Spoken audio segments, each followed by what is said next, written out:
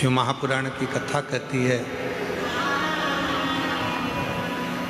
जब व्यक्ति के जीवन में भक्ति बढ़ती है, भक्ति का प्रवेश होता है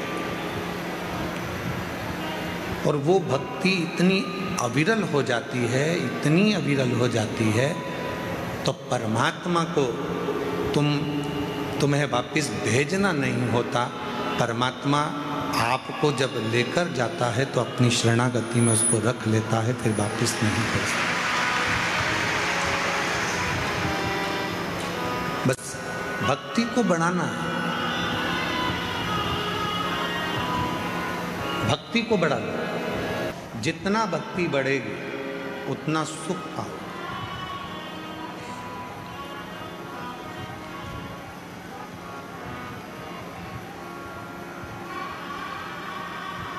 मकान लोन पर मिल सकता है, जमीन लोन पर मिल सकती है, गाड़ी लोन पर मिल सकती है, फ्रिज लोन पर मिल सकता है, वॉशिंग मशीन भी लोन पर मिल सकती है, सोना और चांदी भी लोन पर मिल सकता है।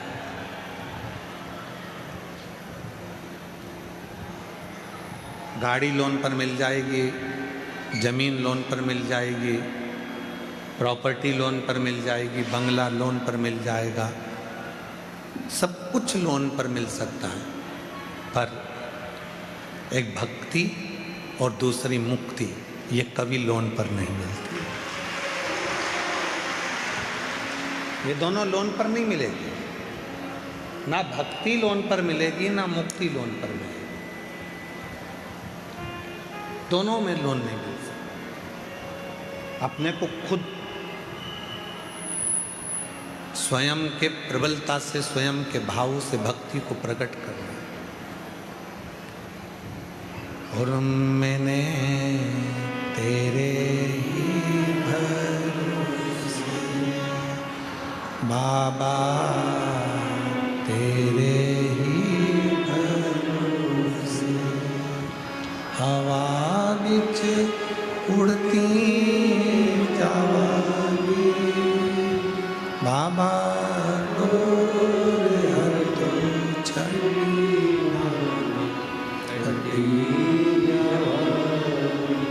भोले, मैं तेरी कदम शंभू, मैं तेरी कदम हवा उड़ती जावांगी, बाबा डोर हर तो छड़ी कटी जावांगी। एक भक्ति दूसरी मुक्ति, ये कभी लोन पर नहीं मिलती, कभी लोन पर नहीं मिलेगी। आपको स्वयं धारण करना होगा, आपको स्वयं अपने भीतर उतारना होगा और इतनी शिव की भक्ति कर लो, इतनी शिव की भक्ति कर लो कि मुक्ति मांगना ही नहीं पड़े और परमात्मा मुक्त कर। इतनी भक्ति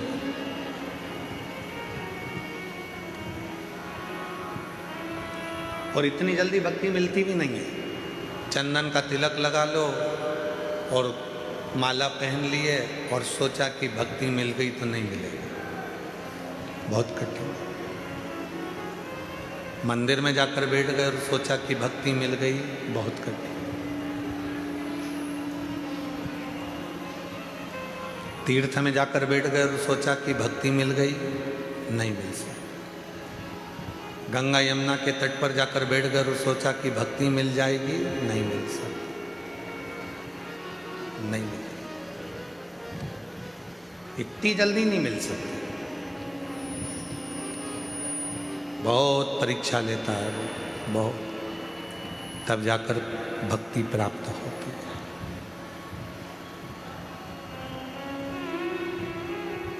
मेरी माताओं, मेरी जीजियों, मेरे जीजाओं, मेरी बेटियों, मेरे बेटाओं, मेरे बुजुर्ग माँ बाप, माता पिता, आपसे एक बात पूछें, जितनी भी मेरी माताएं बैठी हैं, मेरी जीजियाँ बैठी हैं, जीजाओं से तो इस प्रश्न को हम नहीं कर सकते, क्योंकि हो सकता है कोई कोई जीजा इसका उत्तर भी दे सकते हैं, पर प्रश्न है मेरी जीजियों से।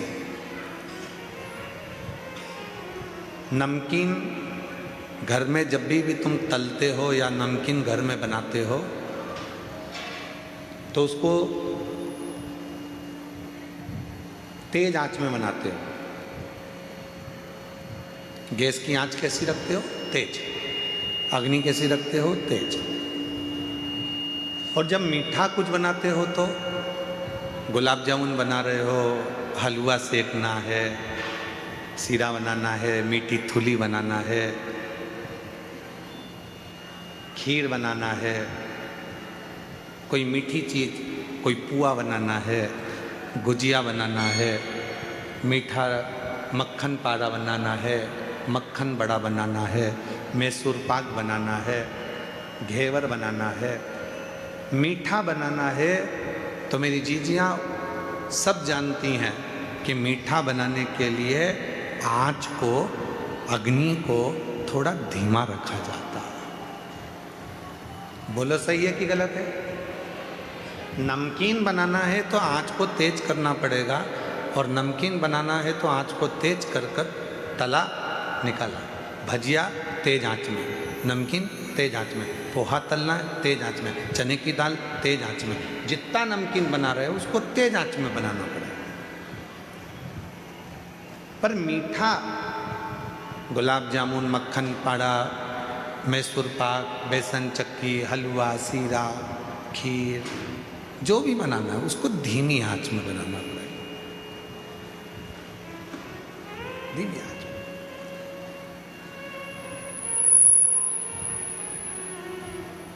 बस भक्ति भी वो मीठा है जिसको धीरे धीरे धीरे धीरे, जैसे आटे को सेको धीरे धीरे, सुगंध आने लगती है आटे के सिकने की, उसके बाद फिर वो हलवा तैयार हो जाता है, सीरा तैयार हो जाता है। गुलाब जामुन को भी धीमी आंच में सेके जाओ, उसमें स्वाद और कलर अपने आप बदल जाता है। गुजिये को धीमी आंच में सेके जाओ, उसका कलर और आनंद, सुगंध अपने आप आना चालू हो जाती है। उसी तरह अपने आप को मिठाई समझो और भक्ति के आनंदमय भावों में इसको सेकना प्रारंभ करो। धीरे धीरे धीरे धीरे जब भक्ति करते जाओगे तो इसका कलर भी चेंज होगा, स्वाद भी चेंज होगा और सुगंध भी चेंज होगा।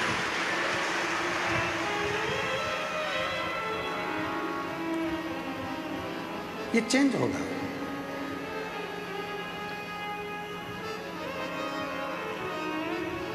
भक्ति वो मिठास है जो धीरे धीरे प्रवेश करती है।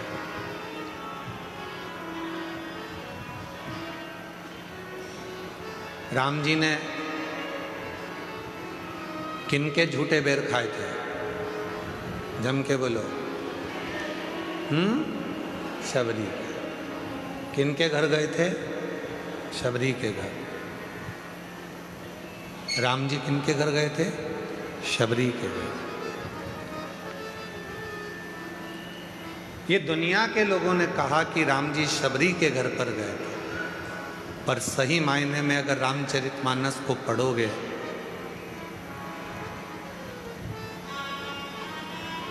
स्कंद पुराण का मानस खंड यदि पढ़ोगे तो उसमें आता है कि राम, मेरे भगवान श्री राम शबरी के दरवाजे पर नहीं, सब्र के दरवाजे पर गए थे। जिसके भीतर सब्र है, राम उसके पास आता जरूर है।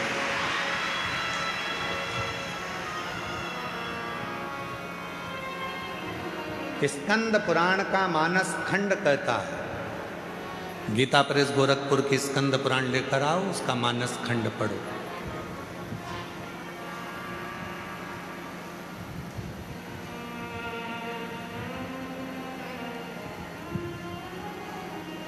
स्कंद पुराण का मानस खंड कहता है कि राम जी शबरी के दरवाजे नहीं, राम जी सब्र के दरवाजे पर गए थे। सब्र, जिसके भीतर सब्र है जो सब्र धारण कर सकता है, जो थोड़ी सी सब्री धारण कर सकता है, मेरे परमात्मा उसको मिलते जाए। और आप और हम ऐसे हो गए कि हमारे अंदर सब्र तो है ही नहीं। आज लोटा भर के जल चढ़ाया तो कल रिजल्ट आना चाहिए। जैसे ही आज मैंने जल चढ़ाया वैसे ही मुझे कल रिजल्ट मिलना चाहिए। आज मैंने पशुपति व्रत करा तो मेरे को कल उसका रिजल्ट चाहिए।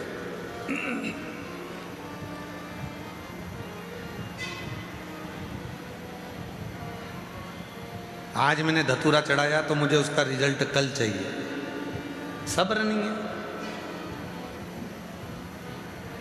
मेरी जीजियों, मेरे जीजाओं, मेरी बेटियों, बेटाओं, मेरे बुजुर्ग माता पिता, ध्यान देना, सबरी मैया ने कितना सब्र धारण कर कर रखा होगा कि मातंग बाबा कहकर गए हैं कि राम आएंगे, राम आएंगे। कितना सब्र धारण करा है, कितना सब्र।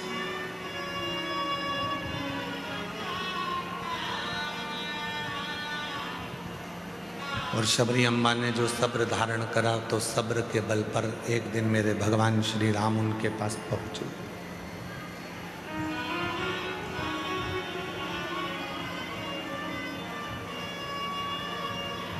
रोज झाड़ू लगाती थी, रोज रंगोली डालती थी, फूलों की सेज बिछाती थी, रोज प्रतिदिन भगवान का इंतजार करती थी, रोज।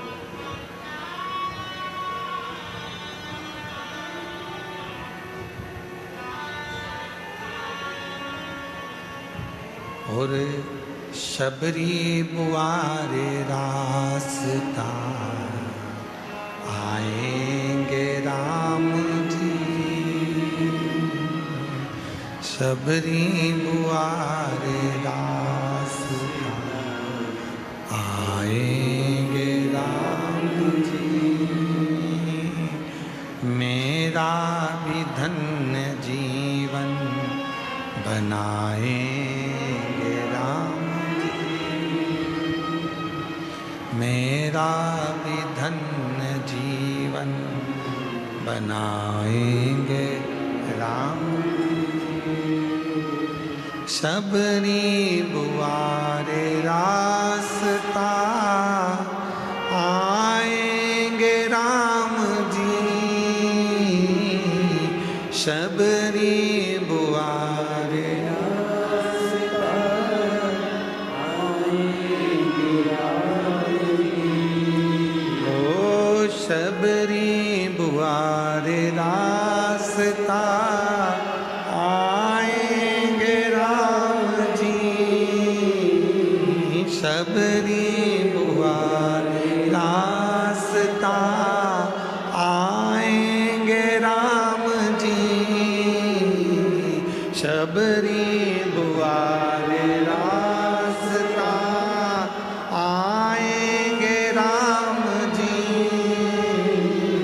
शबरी बुआरे रास्ता आएंगे राम जी,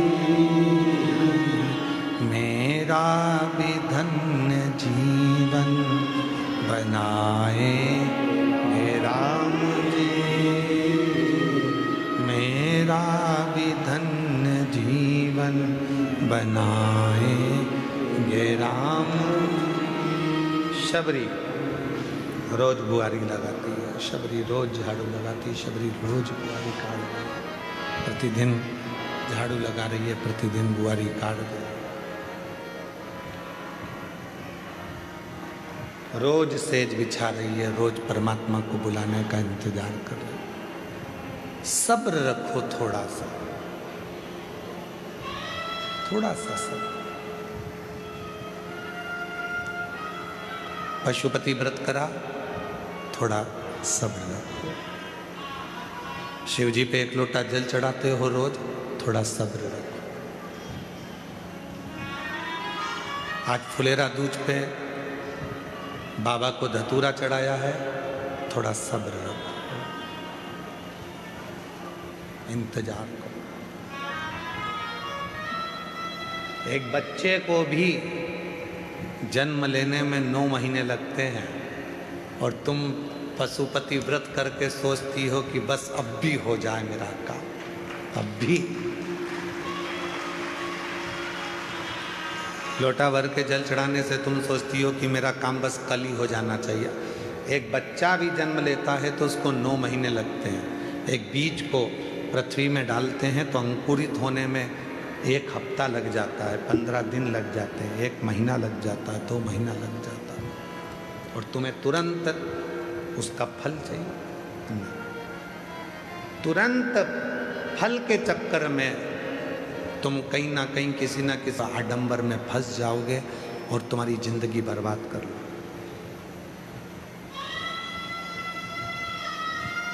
आज की दुनिया के पास में सब्र नहीं है, सब्र रखना पड़ेगा। मैजिक नहीं है कि चुटकी बजाई और काम हो गया।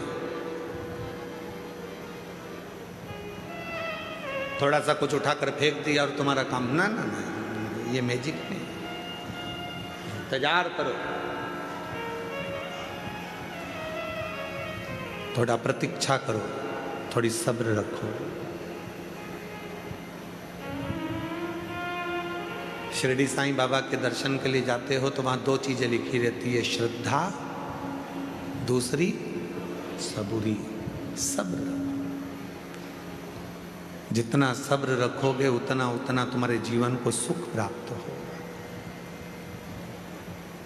हम सब्र ही नहीं रख पा रहे। हमने बोला और हमारा काम होना चाहिए, हमने बोला ऐसा होना तो होना। शिव जी को जल चढ़ाया, हमारा काम होना तो होना। हमने भगवान से प्रार्थना करी, ऐसा होना तो होना। सब्र।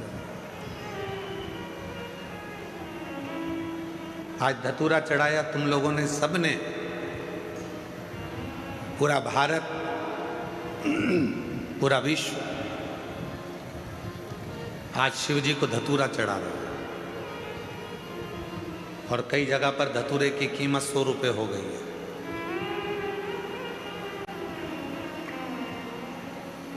वो तो सोशल मीडिया पे चल रहा है कि भोपाल, इंदौर, नरसिंहपुर, ग्वालियर, आगरा, कानपुर, लखनऊ, धतूरे की कीमत 100 रुपये, 150 रुपये, 60 रुपये, 70 रुपये, 300 रुपये तक धतूरा बिक रहा है।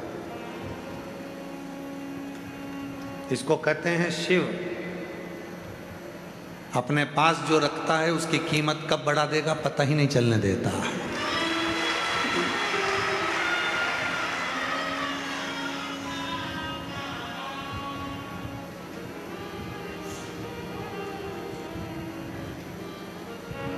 आज आप लोगों ने हल्दी लगाकर धतूरा चढ़ाया है, शिव जी को प्रार्थना करी है, निवेदन करा है, विनती करी है, विनय करा है, बाबा को अपने मन की बात कही है। थोड़ा इंतजार करना, थोड़ी प्रतीक्षा करना। इस धतूरे का फल आपको मिलेगा जरूर। बाबा खाली नहीं करेगा, भर कर भेजेगा, उसका फल आपको मिलेगा। एक लोटा जल चढ़ा रहे हो तो उसका भी फल आपको मिलेगा। पशुपति व्रत कर रहे हो तो उसका भी फल आपको मिलेगा।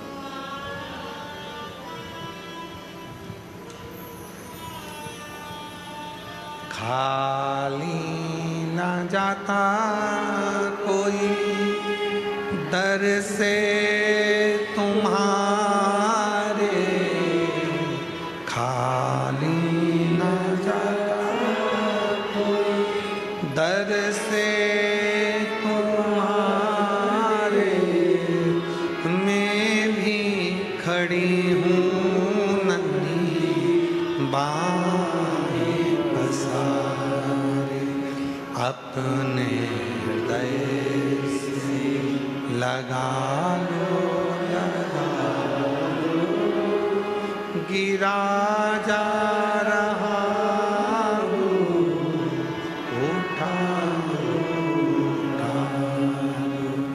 भोले अपने दर से अब तो ना टालो, गिरी जा रही हूँ उठा फल आपको प्राप्त मिलेगा। सब्र रखना, इंतजार करना।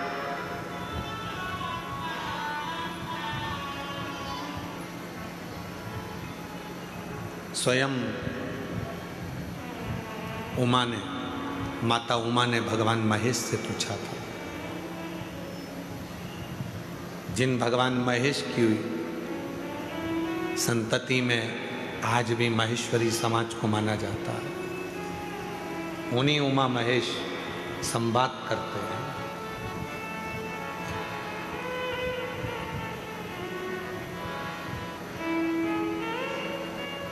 उन्हीं उमा महेश, माता उमा ने महेश भगवान से पूछा, शिव जी से पूछा,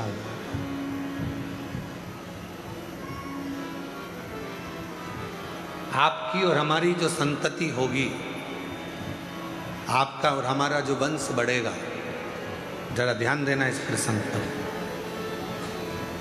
सब अपने व्यापार में, सब अपने व्यवसाय में, सब अपनी नौकरी में, सर्विस में व्यस्त हो जाएंगे कलिकाल में।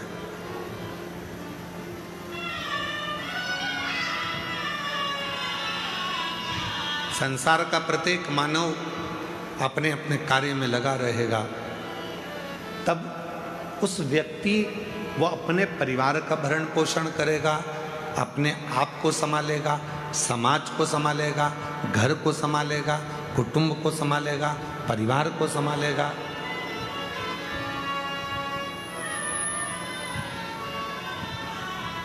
हो सकता है वो आपको भूल जाए, हो सकता है वो आपका स्मरण ना कर पाए, तब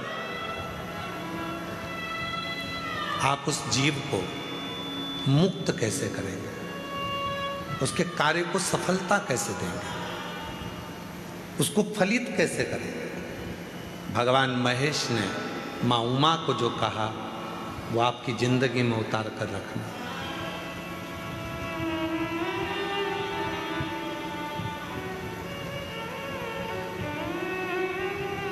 भगवान शंकर और पार्वती का जो रिश्ता है वह 51वें नंबर पर आता है।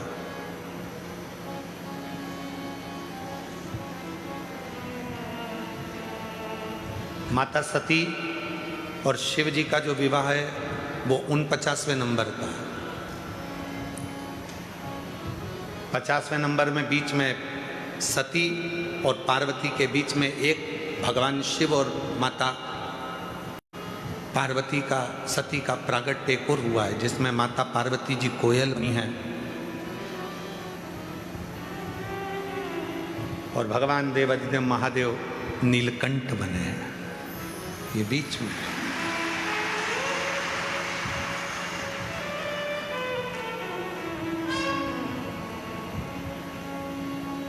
39वां नंबर है उमा महेश भगवान का संवाद।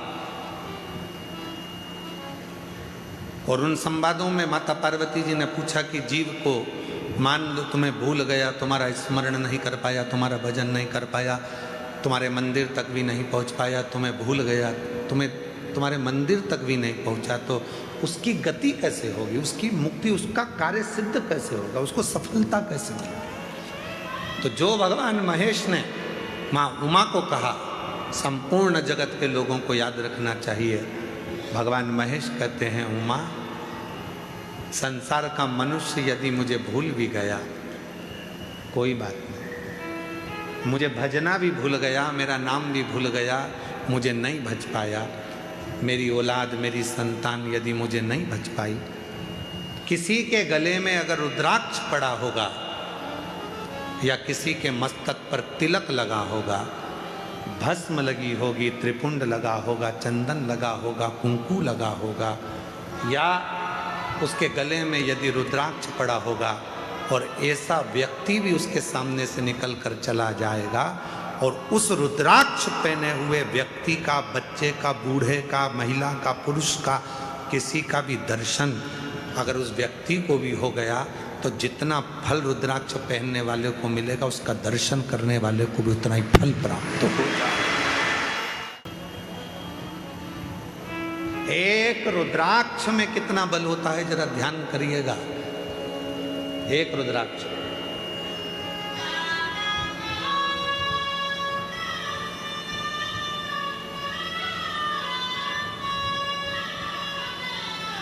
$63 नैनार, 63 शिव भक्त तमिल में हुए हैं। 63 उसमें से एक थे भक्तंगित प्रत, जिनका नाम था भक्तंगित प्रत। 63 भक्तों में से शंकर भगवान के 63 शिव भक्तों में से एक भक्त थे भक्तंगित प्रत।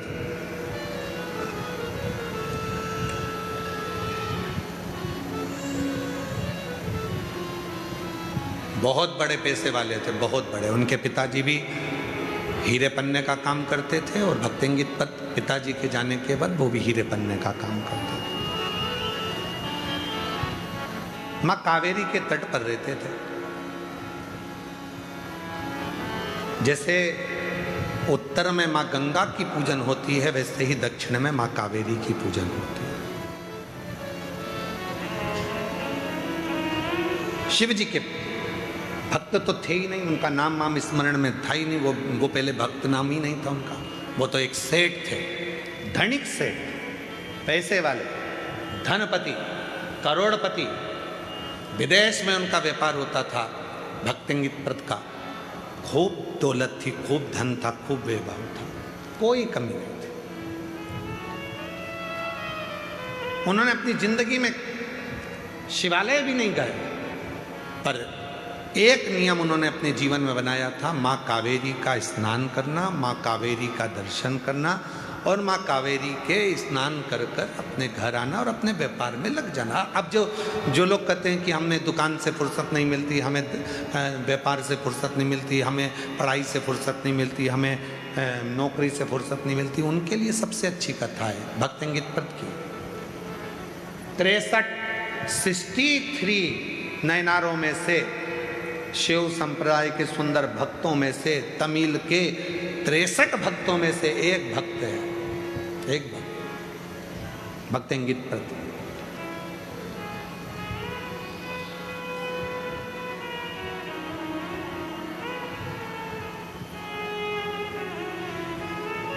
माँ कावेरी का स्नान करते थे, पूजन करते थे और आ जाते थे, अपने काम में लग जाते थे। दिन भर काम काम काम, अपना काम जो है उसमें लगे। धर्म पत्नी के औलाद नहीं थी, संतान नहीं थी। सारी दुनिया के जितने भी वेद थे, डॉक्टर थे, सबको दिखाया गया, वेदों को दिखाया। अब पैसा की कमी तो थी नहीं, फिर भी उनके घर में औलाद का सुख नहीं आया भक्तंगित प्रत के। और जब भक्तंगित प्रत के घर में जब संतान नहीं हुई तो उन्होंने विचार कर लिया कि ये दौलत, ये हीरे, ये जवाहरात, ये धन, ये दौलत किस काम।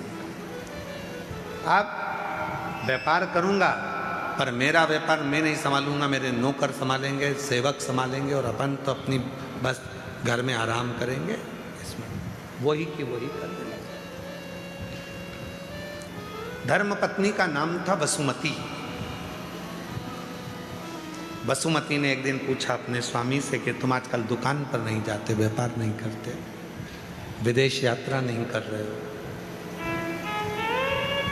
हीरा जवाहरत बेचने के लिए नहीं जा रहे हो। भक्तंगित प्रत ने कहा कि मुझे अब जाने की जरूरत नहीं है, अब नहीं जाऊंगा। किसके लिए कमाऊंगा? जब औलाद ही नहीं है तो फिर कमाना क्या?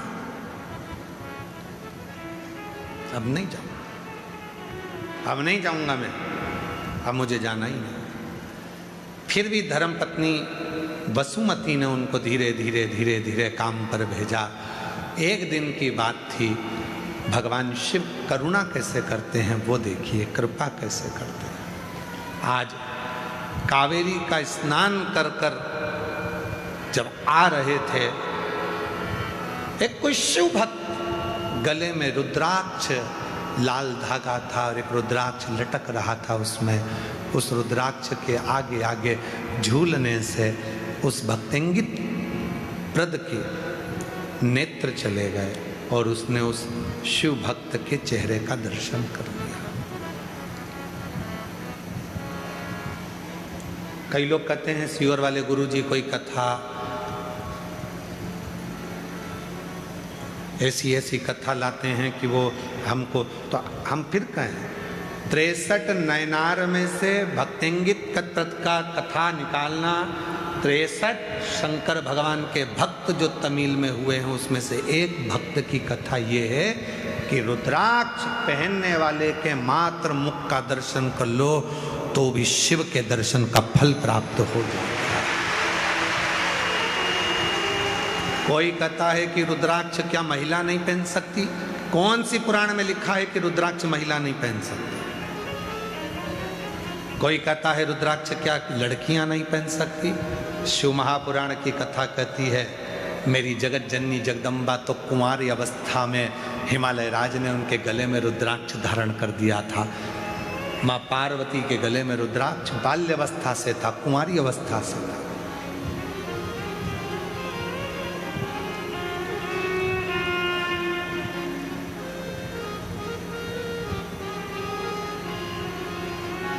रुद्राक्ष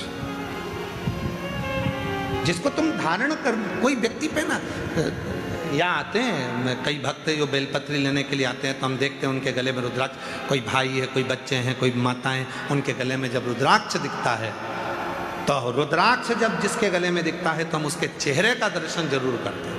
क्यों? उसमें मेरा शिव बसा है, इसलिए वो रुद्राक्ष पहन कर यहाँ पर।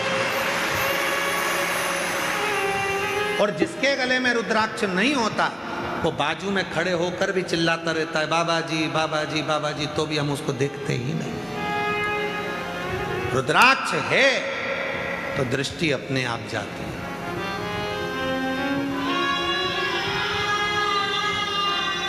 टीसी, ट्रेन का जो टीसी होता है, टिकट काटने वाला होता है, तुम टिकट लेकर बैठोगे तो तुम्हारे पास वो टीसी आएगा ही नहीं। टीसी हमेशा पहचानता है, जिसके पास टिकट नहीं होता उसको टीसी तुरंत देख लेता है। यही है। अच्छा, उसके पास में कोई जड़ी बूटी तो है नहीं, उसके पास कोई जादू भी नहीं है कि वो तुम्हारे बिना टिकट को तुरंत पहचान लेता है। उसको वो निगाह से पहचान जाता है, उसके हाव भाव से पहचान जाता है कि इसके पास में टिकट है और इसके पास में टिकट नहीं है। बस टीसी उसके मन के अनुभव से समझ जाता है। उसी तरह शिव का भक्त आपके गले में अगर रुद्राक्ष होगा तो आपका केवल उस गले का कंठ देखकर, आपका हाव भाव देखकर समझ जाएगा कि इसने रुद्राक्ष धारण कर रखा है, तो दृष्टि चली जाए।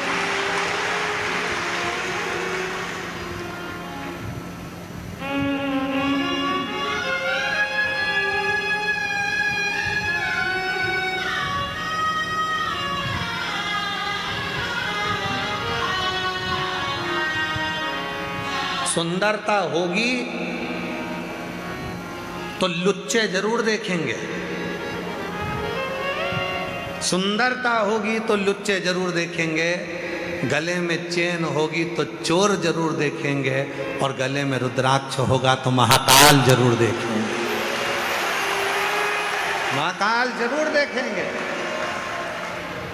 कितना सुंदर हो तुम, वो लुच्चा कहीं से छुप के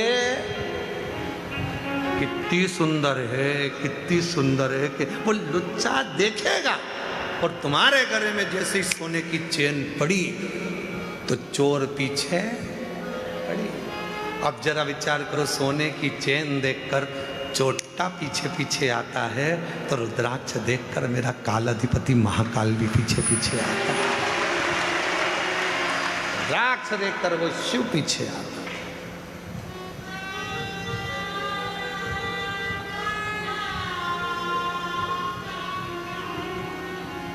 नैन लड़े त्रिपुरारी से मैं उनकी,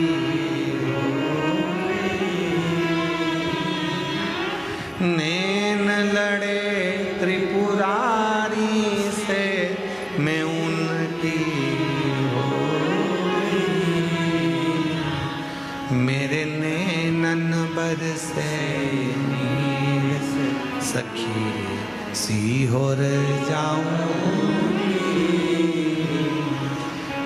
मेरे नैनन बरसे नीर सखी सीहोर जाऊंगी, सीहोर जाऊंगी, कुबरेश्वर जाऊंगी, सीहोर जाऊंगी, कुबरेश्वर जाऊंगी,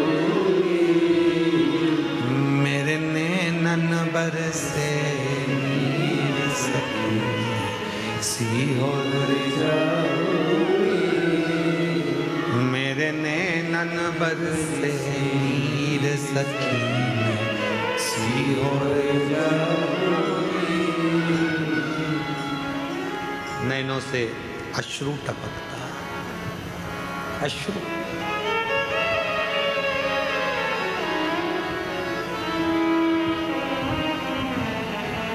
कल दो माताएं बात कर रही थी दरवाजे के बाहर बैठकर, अंदर आवाज आ रही थी, दोनों ना जाने कहां से आई थी, पता नहीं। अरे 2028 में सिंहस्थ भरा रहा उज्जैन को, अपन तो 15 दिन पहले आ जाएंगे। दूसरी बोली 15 दिन पहले क्यों? उज्जैन जाने के लिए सीहोर से तो जाना पड़ता है, उतर जाएंगे और 15 दिन कुबरेश्वर धाम और 15 दिन उज्जैन की धरा पर रहकर कुंभ का आनंद लेंगे। अब वो तो बात कर रही थी, हम सुन के आश्चर्य में पड़ गए। इनकी प्लानिंग अभी से चालू हो गई, 28 तो देरी है।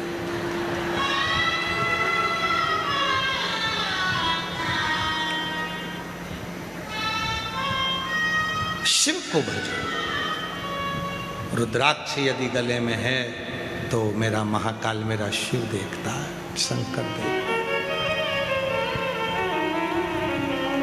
कोई परखैया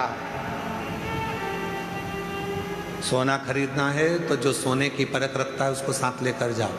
पहले ऐसा होता था शादी ब्याह में, चांदी की रकम लेना है तो चांदी की पहचान, एक जिज्जी तुम हमारे साथ चलना हो, तुम अच्छे से देख लेती हो कि कौन सी साड़ी अच्छी है, बहू को चढ़ावे में देना है, बेटी की शादी में देना है, तो तुमको ज़्यादा परख है। जिसको कपड़े की परख है उसे कपड़े में ले गए, जिसको सोने की परख थी उसको सोने में ले गए, जिसको इलेक्ट्रॉनिक सामान की परख है तो मामा जी से कह दो कि वो आएंगे तो फ्रिज देख ले कौन सा लेना है, क्योंकि उनको ज़्यादा अंदाजा है। मामा जी फ्रिज देख रहा है, जिसको कपड़े का ज्ञान था वो कपड़ा देख रहा है, जिसको सोने का ज्ञान था उसको सोना देख। सोने की परख वाले को सोना लेने जाओ तो साथ ले जाओ, कपड़े की परख वाले को कपड़ा लेने जाओ तो साथ ले जाओ, इलेक्ट्रॉनिक सामान की परख वाले को इलेक्ट्रॉनिक सामान लेने जाओ तो साथ ले जाओ, लकड़ी की परख करने वाले को लकड़ी की पहचान वाले को लेकर जाओ। उसी तरह यदि भोलेनाथ से मिलना है तो किसी भोले के भगत के साथ रम जाओ तो वो भगत अपने आप शिव से मिला, उसके साथ रमना पड़ेगा। रमना से मतलब है भजन करना पड़ेगा, स्मरण करना पड़ेगा, संकीर्तन करना पड़ेगा, मंत्र जाप करना पड़ेगा, स्मरण करना पड़ेगा। और कोई तुमसे कह दे कि तुम अपना घर छोड़कर मेरे साथ सन्यासी बन जाओ, तुम अपना घर छोड़कर साधु बन जाओ, तुम अपना घर छोड़कर तपस्वी बन जाओ, तुम अपना घर छोड़कर गंगा के तट पर जाकर बैठ जाओ, उससे कह देना सीहोर वाले महाराज ने मना करा है, हम ना सन्यासी बनेंगे, हम ना तपस्वी बनेंगे और ना हम कहीं जाकर बैठेंगे। हम सीहोर वाला बाबा कहता है कहीं मत जाओ, अपने घर में रहो और उस परमात्मा को याद करते रहो, तुम्हारा घर ही तुम्हारा गंगा का तट बन जाए। कहाँ भटकना, कहाँ जाना, क्यों भटकना हमको यहां से?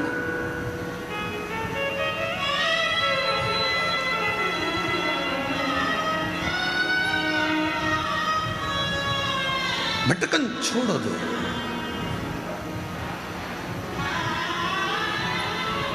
भटकन छोड़। शिव कथा कह रही है, भगवान शंकर का चरित्र कह रहा है। भक्तिंगित रुद्राक्ष पहने हुए एक व्यक्ति का दर्शन कर लेता है और घर आ जाता है। घर आकर उसने अपनी धर्म पत्नी वसुमती से कहा कि आज मुझे मार्ग में एक कोई रुद्राक्ष पहना हुआ कोई भक्त नजर आया, उसको देखकर बड़ा अच्छा लगा।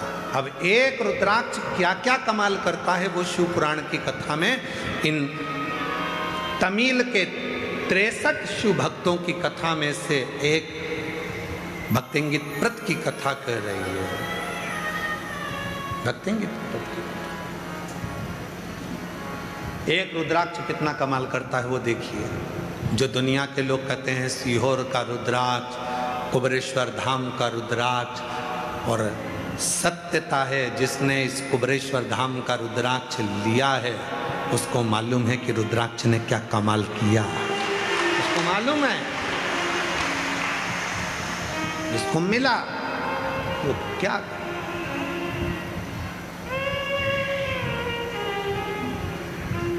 विचार किया। अब वो रुद्राक्ष ने अपना कमाल करना चालू करा। भक्तिंगित प्रत कभी शिव के मंदिर नहीं जाता था, कभी सत्संग में नहीं जाता था। उस रुद्राक्ष के पहने हुए व्यक्ति का मुख का दर्शन करा और फिर भक्तिंगित प्रत दूसरे दिन कावेरी का स्नान कर आ रहे थे। कानों में सूचना मिली कि पास में कोई संत प्रवचन दे रहा है। पहुंच और रुद्राक्ष खींच लाया। जहां पहुंचे वहां पर एक त्रिपुंड लगाया हुआ सन्यासी संत, गले में रुद्राक्ष की माला पहना हुआ, शिव महापुराण की कथा कर रहा था। भक्तिंगित प्रत वहीं बैठ गए और बैठकर कथा को सुनते रहे। मन लग गया। एक रुद्राक्ष ने उसको एक ऋषि के पास भेज दिया, ऋषि ने उसको कथा सुनाकर शिव के पास भेज दिया। अब तो भक्तिंगित प्रत घर पहुंचा तो अपनी धर्म पत्नी से बोला, कल से तू भी कथा में चल। धर्म पत्नी भी स्नान करती है, पूजन करती है, कावेरी का स्नान कर कर संत के प्रवचन में शिव पुराण सुनने के लिए बैठ जाती है।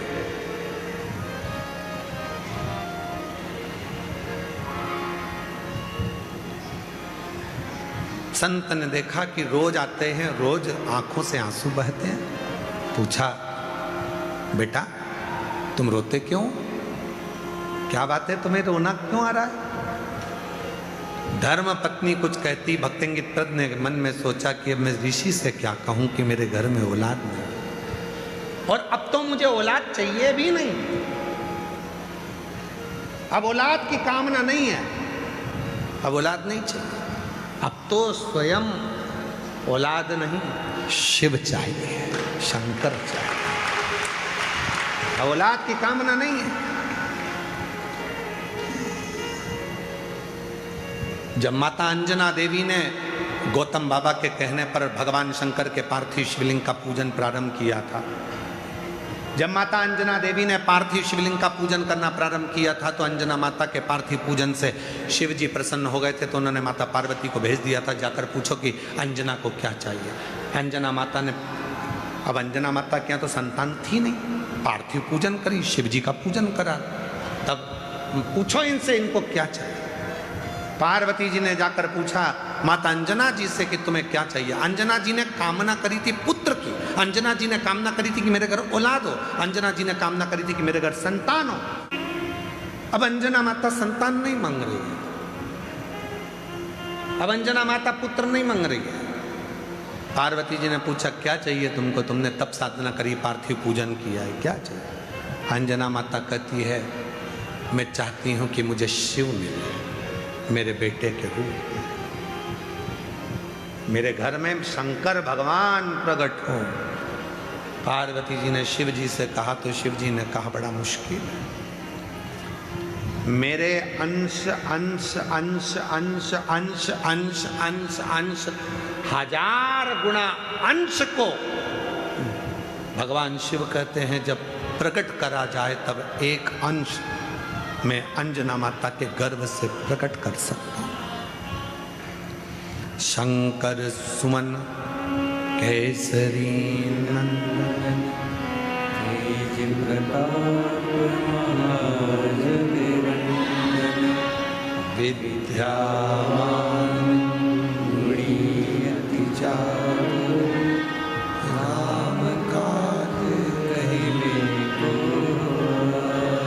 एक अंश प्रकट कर सकता। अंजना माता ने तो जिद कर ली थी कि मुझे शिव प्रकट हो मेरे घर से। शिव जी समझाए, बोलो उनको, नहीं हो सकता, बोलो।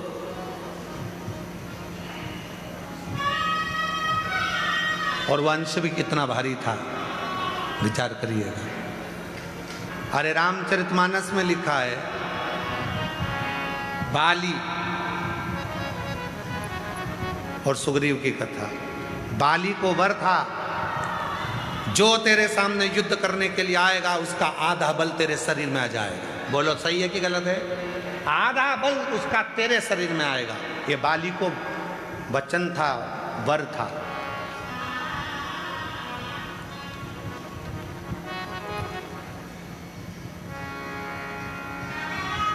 सुग्रीव के मित्र थे हनुमान जी महाराज।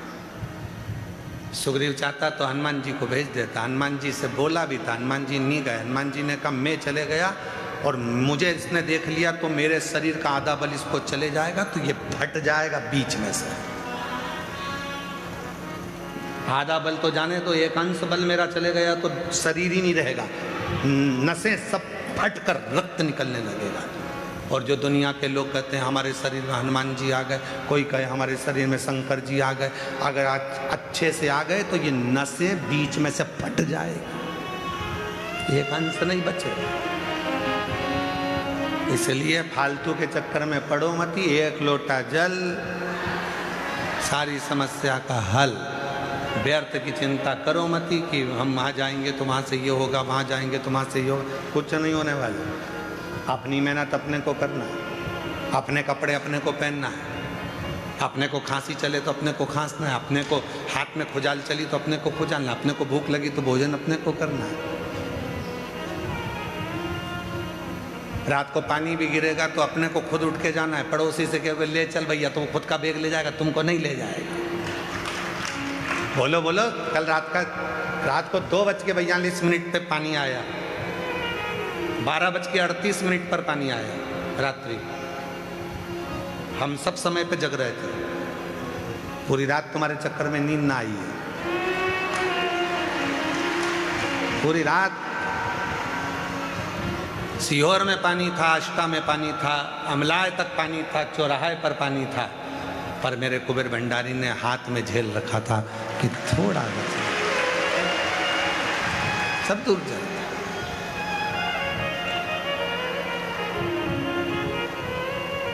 आया थोड़ा बहुत आया तो हम सुन रहे थे, बैग तुम्हारा बैग तुम्हें उठाना, अपना बोझा अपने को ही उठाना। इसलिए सामान उतना लेके आओ कुबेरेश्वर धाम पे जितनी तुम्हारी जरूरत हो। अब लेके ढेर सारा आ गई, ले जाना भी उतने। और ऊपर बच्चा था तो बाजार में घूम के दे जरा, एक फोटो दे दो, एक गुच्छा दे दो, बंदरवाल दे दो, सामान इतना इकट्ठा। और ऊपर से जितने भी भक्त आए तो कोई ने टॉफी बांटी, कोई ने बिस्कुट बांटा, और तुम बैग में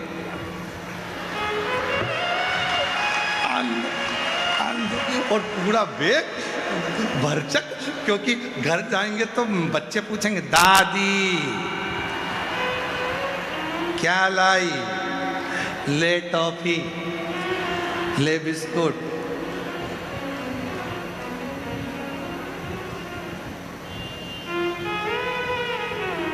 कितना कितना भाव है सब लोगों का, कितना प्रेम है आप लोगों का। तो ये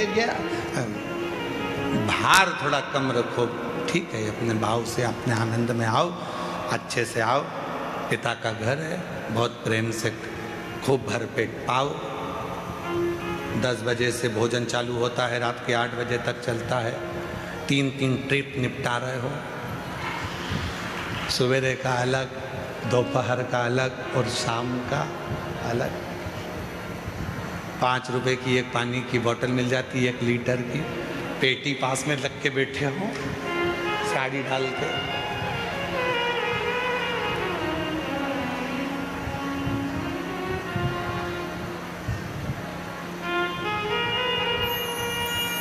कितना प्रसन्नता, कितनी प्रसन्नता, शिव शिव है। तो ये विचार भक्तेंगित प्रत के मन में आ गया और भक्तेंगित प्रत पत्नी को लेकर गया। वसुमती ने कथा सुनी, मन लग गया कथा में। अब संतान में नहीं मांग रहे हैं भक्तेंगित प्रत, अब औलाद नहीं मांग रहे हैं, अब उन्हें संतान नहीं चाहिए, अब शिव चाहिए। जो तू मिल गया तो सारा जहां मिल गया, जो तू मिल गया तो सारा जहां मिल गया, बस वो मिल जाए तो फिर दुनिया की क्या कमी, क्या कमी।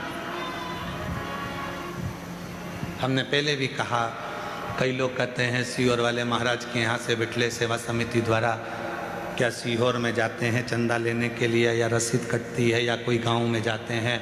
गांव में भी किसी के घर जाकर कभी नहीं कहते कि 1 किलो गेहूं देना कि चावल देना, या किसी के दरवाजे पर जाकर नहीं कहते, क्योंकि मेरा कुबेर भंडारी तुम्हारे भंडार भरता है और तुम खुद उस भंडार को लाकर भरते हो, तो क्यों किसी की। फिर कहेंगे बिठले सेवा समिति कुबरेश्वर धाम सीहोर वाले महाराज के यहाँ से किसी के गांव में ना रसीद जाती है कटने के लिए, ना किसी के यहाँ मांगने के लिए कोई जाता है, ना किसी के दरवाजे पर कभी कोई पहुँचा। और तुम्हारे यहाँ अगर कोई रसीद लेकर आए, कोई कहे, तो उसका जवाब तुम खुद दो। पार्किंग भी बिठले सेवा समिति की 85 एकड़ की पार्किंग रखी, वो निःशुल्क रखी, भोजन निःशुल्क रखा, पानी का केवल 5 रुपये शुल्क इसलिए रखा कि पानी की बोतल को तुम व्यर्थ ना फेंको, कम से कम 5 रुपये की कीमत समझो, इसलिए 5 रुपये। नलों में आरओ के पानी चल रहे हैं, सब फ्री, शौचालय फ्री, शौचालय में भी कोई आपको 1 रुपया नहीं मांग सकता, शौचालय फ्री, चिकित्सा फ्री, सब फ्री। यहाँ प्रेम से बस बाबा के धाम आए हो, श्री शिवाय नमस्तुभ्यम जपो, भजो, पिता से बात करो, बाबा से अपने मन की बात कहकर अपने घर को जाओ, ये काम और कुछ नहीं। अब हमको चाहिए तो शिव चाहिए, जो तू मिल गया तो पूरा जहां मिल गया, पूरा जहां। अब मैं औलाद मंग भी लूंगी तो क्या करूंगी मंग कर, तुम मेरे पुत्र के रूप में रहो, तुम मेरे बेटे बन जाओ। दोनों प्रवचन सुन रहे थे, संत प्रवचन दे रहे थे। भक्तेंगित प्रत ने संत से जाकर निवेदन करा कि मैं पहले औलाद के लिए, बच्चे के लिए, पुत्र के लिए आंखों से आंसू बहाता था, अब मुझे पुत्र नहीं, अब मुझे ये बताओ कि मेरा शिव प्राप्त कैसे होंगे। संत ने मुस्कुराकर कहा, शिव को पाना बहुत कठिन है, इसलिए एक काम कर, जिसके गले में रुद्राक्ष पड़ा हो, मस्तक पर भस्म लगी हो, तिलक लगा हो, उसकी तू सेवा करना चालू कर दे। भगवान को पाना है तो शिव भक्त को पकड़ ले तो शिव पकड़ाई में आ जाते हैं। शिव भक्त को पकड़ो। आप सभी के कंठ में रुद्राक्ष विराजमान है, सबके गले में लाल धागे में रुद्राक्ष रखा हुआ है, सबके पास रुद्राक्ष है, बच्चे भी पहने हैं, माताएं भी पहनी हैं, बुजुर्ग भी पहने हैं, बड़े भी पहने हैं। आप जब यहाँ आते हो, इतने सारे शिव भक्त आपको टॉफ़ी बांटते हैं, बिस्कुट बांटते हैं, पानी की बोतल बांटते हैं, पोहा बांटते हैं, समोसा बांटते हैं, हलवा बांटते हैं, आइसक्रीम बांटते हैं। कल रात को कोई भोपाल का एक भक्त आया था, गाड़ी भरकर आइसक्रीम लेकर खूब बांट कर गया। कोई हरियाणा से एक भक्त आए हैं, वो कहाँ बैठे हैं, यहाँ कहीं बैठे हुए हैं, वो प्रत्येक शिव या रुद्राक्ष उत्सव में, कावड़ यात्रा में 22 बोरा भर भर कर पोहा गला गला कर पोहा बंटवाते हैं। और आज भी उनका 7 दिन से लगातार पोहा, ये इनको एलईडी पर आप देखिए, एलईडी पर देखिए। शून्य पे थे जब बाबा के धाम पर आते थे, आप उनसे उनकी खुद की कहानी सुनना। शून्य पे थे जब कुबरेश्वर धाम आते थे। हम बाहर घूम रहे थे 4-5 साल पहले, तो वो बोले कि हम बहुत परेशान हैं। हमने कहा ठीक है, आए तो हो बाबा के धाम पर, तो हम क्या करें। तो हमने कहा कुछ मत करो, पानी के पाउच लिया, 1-1, 2-2 रुपए के बांट लो। वो पानी के पाउच से चालू करा, टॉफी से चालू करा, आज विदेश में भी खुद का काम चल रहा है और बाबा ने हाथ पकड़ा है। विदेश में भी काम चल रहा है। इसको शिव कहते हैं। किसको खिलाने आए हो? जिसके गले में रुद्राक्ष है। किसको देने आए हो? जिसके मस्तक पर तिलक है, त्रिपुंड है, तिलक लगा है, जो शंकर की भक्ति में डूबा हुआ है। शिव महापुराण में भक्तेंगित प्रत की कथा कर रही है। 63 शंकर के भक्तों में से भक्तेंगित प्रत की कथा कहती है कि जिसके गले में रुद्राक्ष पड़ा होता है, मस्तक पर तिलक लगा होता है, उस शिव भक्त का यदि मुख भी झूठा कराया जाता है तो लगता है कि शंकर ने प्रसाद पाया है और उसका फल मिलता है, उसका फल मिलता है। क्यों हम शिव पुराण में कहते हैं? जजमान तो व्यवस्था करता ही है, प्रत्येक शिव पुराण में भंडारा चलाता है जजमान, व्यवस्था करता है जजमान। फिर भी हम कहते हैं अपने घर से आओ तो कुछ खाने पीने का लाओ, मठरी बना लाए, खुरमे बना लाए, चने ले आए, कुछ भी लेकर आओ। बाजार से चाहे पानी का पाउच ले लो, पानी की बोतल ले लो, चाहे बिस्कुट ले लो, चाहे टॉफी ले लो। इन शिव भक्तों को खिलाओगे तो इनका खिलाया गया खाली नहीं जाएगा, एक ना एक दिन तेरा भंडार भर कर जाएगा। मुख झूठा कराओ इनका।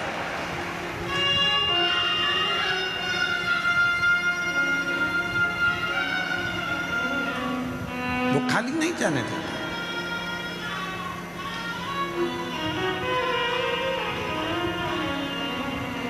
उसकी भक्ति इतनी प्रबल, इतना विश्वास उसका दृढ़ है, भरोसा इतना दृढ़।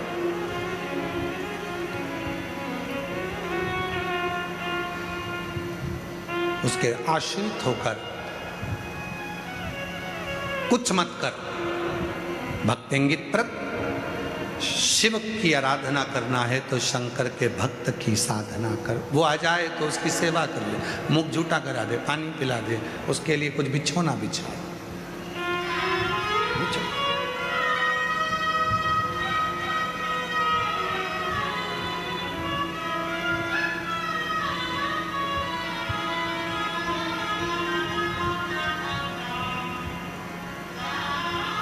ठीक है, उसी में लग गया, आराधना में, साधना में, भक्तों की सेवा में।